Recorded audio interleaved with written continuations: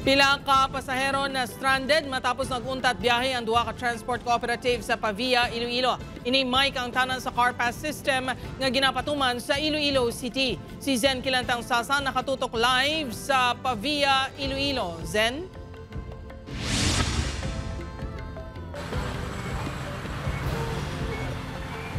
Dirt dako nga huol sa mga sumalakay kainasang aga ang paguntat biyahe sang Transport Cooperative diri sa Pavia. Madamo nga mga pasahero ang na-stranded diri sa Pavia, Iloilo kainasang aga. Ini matapos nga naguntat biyahe ang mga PUJ nga may biyahe Pavia La Paz kag Pavia Highway. Huol naman sini ang gintugas sa mga sumalakay. Kaya classmate ko gina ko, no? Alin man siya, di ba lang mga 1 hour and 30 minutes basta nakasakay. Wala siya kasulod man per subject. May gani.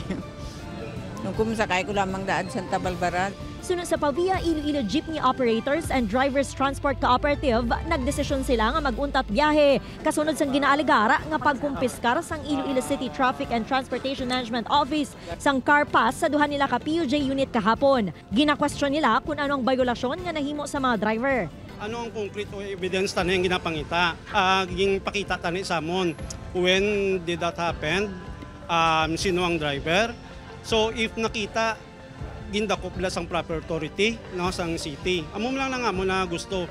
Ginathag naman sang Iloilo City TTMO nga wala nila ginkumpiskara ang CarPass. Sa baylo ginpabalik nila ang tanan nga CarPass sang kooperatiba. Agud sila na lang ang madumala bangod madamo sila sang report nga nabaton nga nagabayolar sa CarPass system. Nahibaluan nga ginkasugtan nga 40% lang sang numero sang PUJ halin sa first town ang makasulod sa Iloilo City sa tion sang rush hour kag 25% kun off-peak.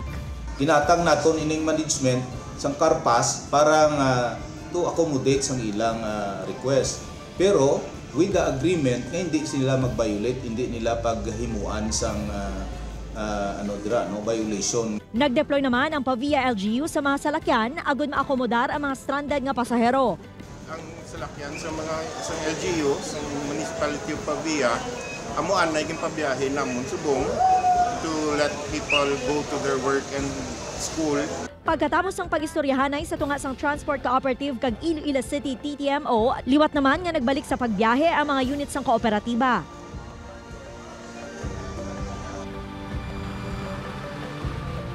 Dirt istriktohon sang Iloilo City TTMO ang pagbantay sa mga PUJ nga magasulod agud masiguro nga mapatuman ang no CarPass, no entry sa syudad. Dirt?